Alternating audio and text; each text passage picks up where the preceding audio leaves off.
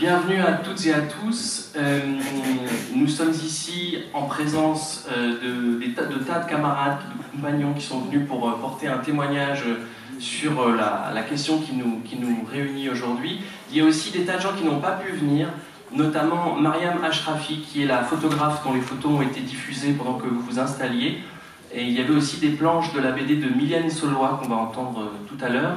Et évidemment, tous les signataires de l'appel de la tribune qui nous rassemble et qui est paru donc dans Libération le 8 janvier. On est rassemblés aujourd'hui pour donner corps à cette tribune, mais elle-même se veut l'écho d'une tribune qui est parue en Turquie. Et Valérie Manteau va vous résumer cet appel, puisque c'est pour le relayer et pour lui donner un écho qu'on est rassemblés aujourd'hui. Merci beaucoup Élie Guillaume, j'ai oublié de faire les présentations au début.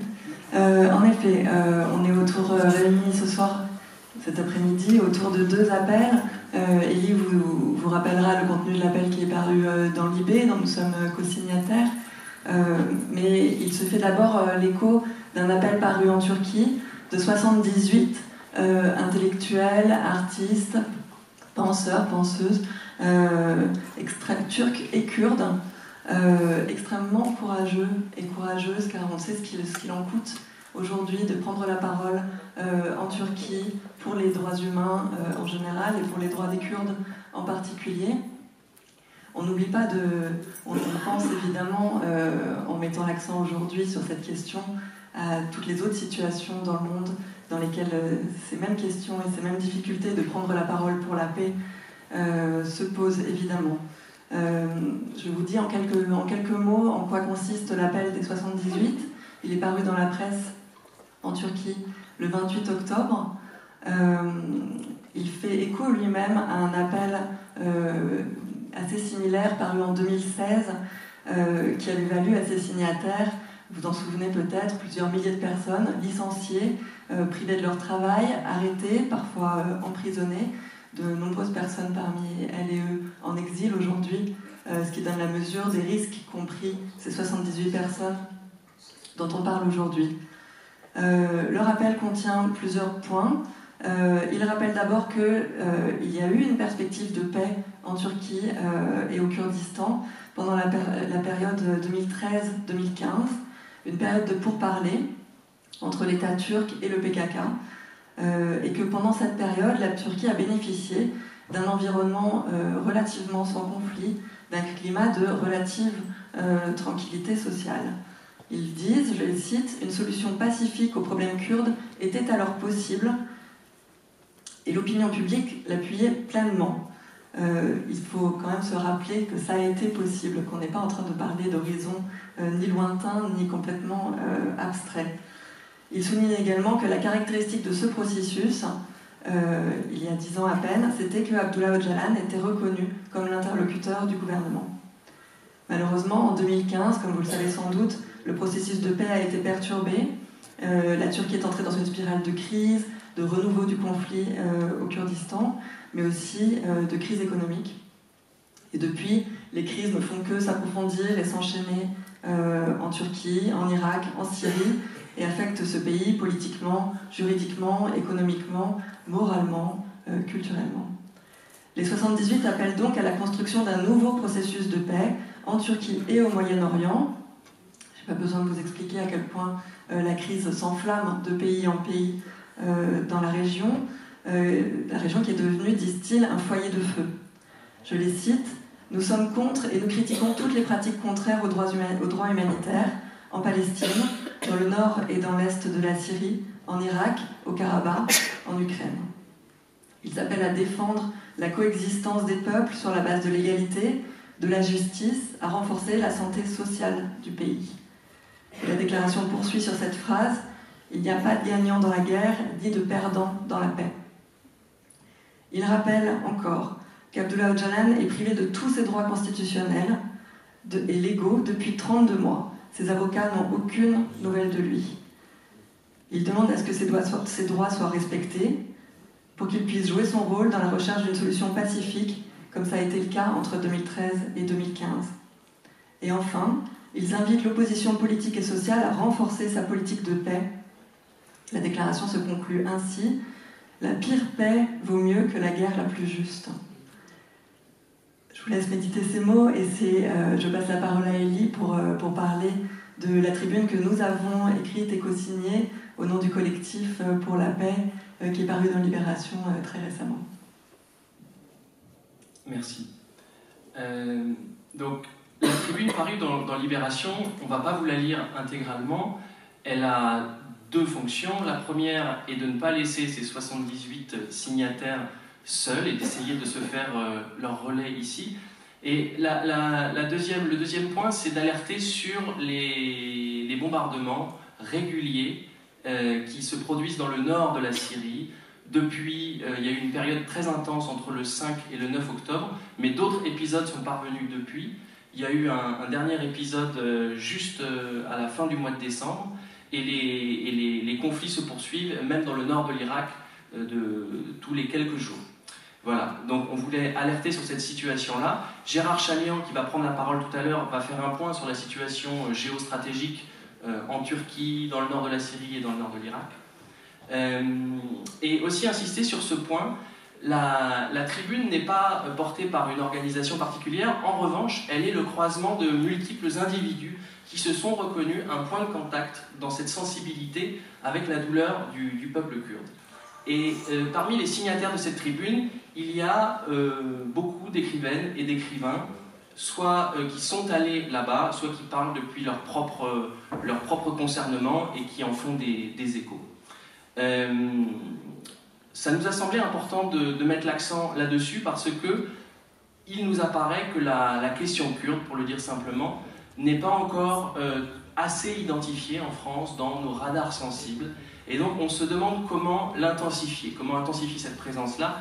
Il nous semble que la littérature a un rôle à jouer là-dedans, à l'endroit de la rencontre, aussi à l'endroit du cas particulier, en ceci qu'elle permet d'aller lentement, de raconter des vies au singulier, et d'éviter cette ornière qui nous guette dans tous les modes de discours que nous pouvons emprunter, qui est de tomber dans l'abstraction. Donc chacun de nous va parler depuis son endroit, Valérie va parler depuis son livre, je parlerai depuis le mien, et puis chaque personne aujourd'hui va parler depuis sa spécialité, son point de vue. Je te donne la parole, Valérie. Merci. C'est embarrassant comme procédé de parler de moi, et je vais essayer de ne pas le faire puisque l'idée c'est évidemment de parler de ce qui se passe là-bas. Ce que je peux te dire, c'est la raison pour laquelle je fais partie de ce collectif Voix pour la paix, et comme je le mentionnais tout à l'heure, il me semble qu'il est extrêmement important de se mettre en solidarité avec les personnes qui prennent de très grands risques en ce moment dans le climat catastrophique dans lequel nous évoluons tous, mais en particulier en Turquie, dans le contexte turc, pour s'élever pour une cause commune, pour la paix, des gens qui proposent des compromis qui sont difficiles, qui paraissent parfois même surhumains, pour parler de paix et de justice, pour tendre la main alors que la spirale de la guerre semble chaque jour plus inarrêtable. Il me semble que toute parole, c'est pas il me semble, c'est l'évidence que toute parole en Turquie aujourd'hui en faveur de la paix et en faveur des Kurdes est aussitôt assimilée à du terrorisme. On en aura malheureusement plusieurs personnes aujourd'hui qui pourront en témoigner directement, et qui est passible de prison, de torture, voire pour certains de mort.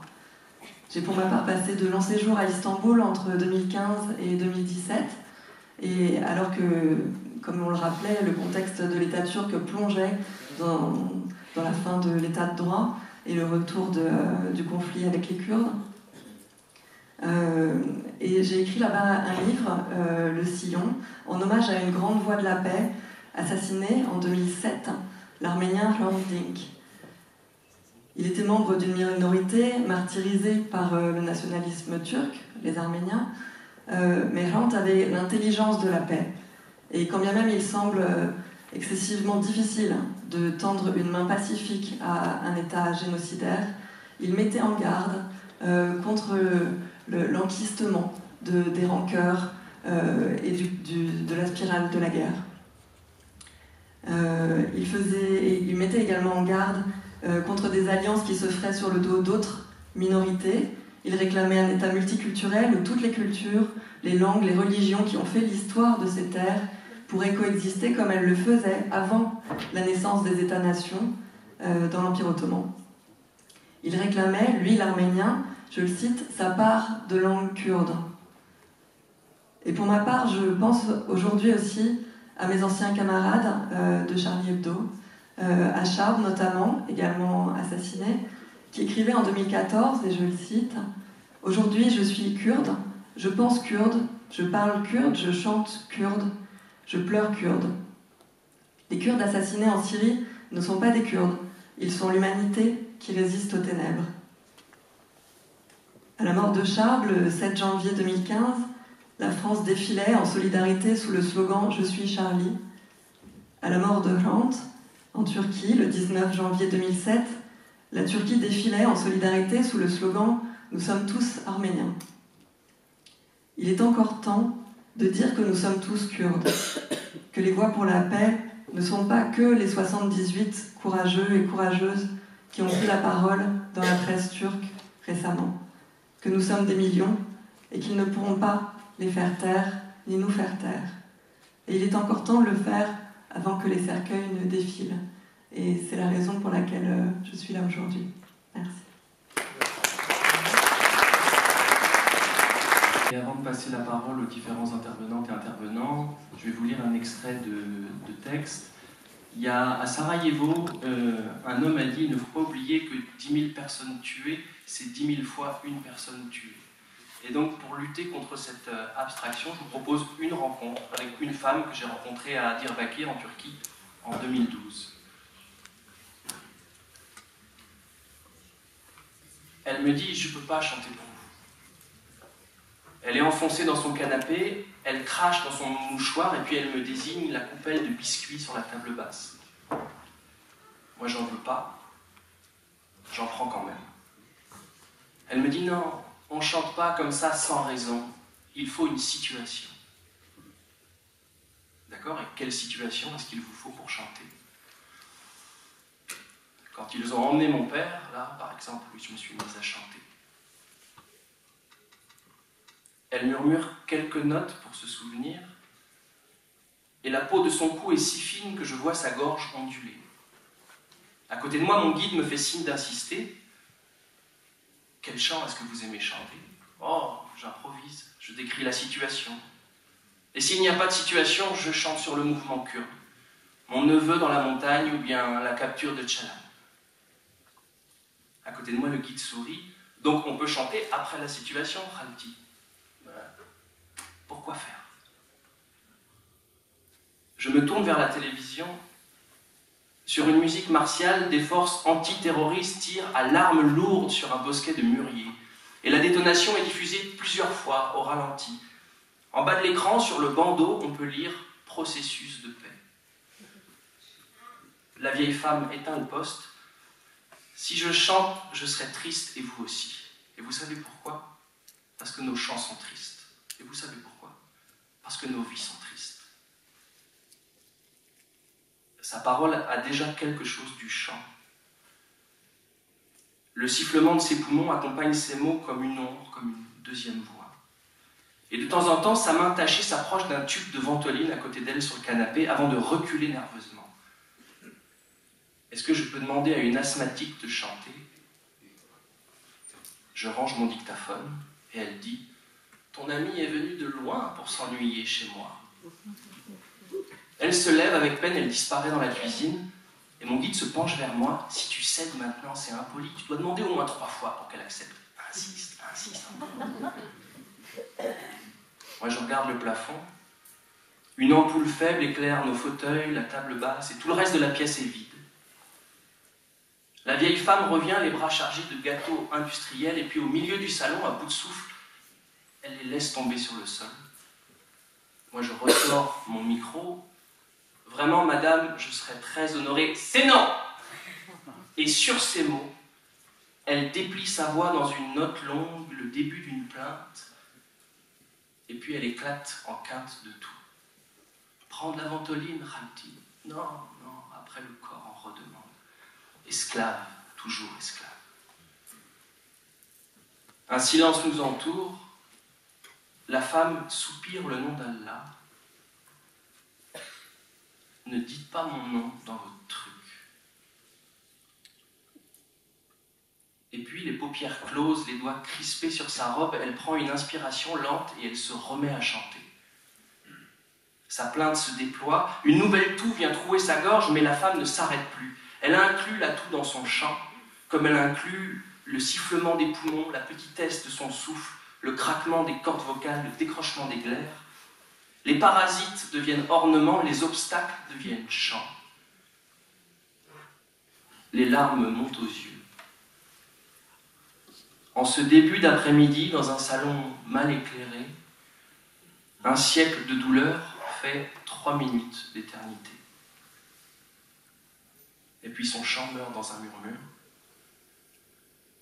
Elle garde les paupières closes, elle prend la ventoline, elle inhale plusieurs fois des longues bouffées. Ah, ton ami a un joli visage, on dirait un ange. Vous n'auriez pas dû me faire chanter.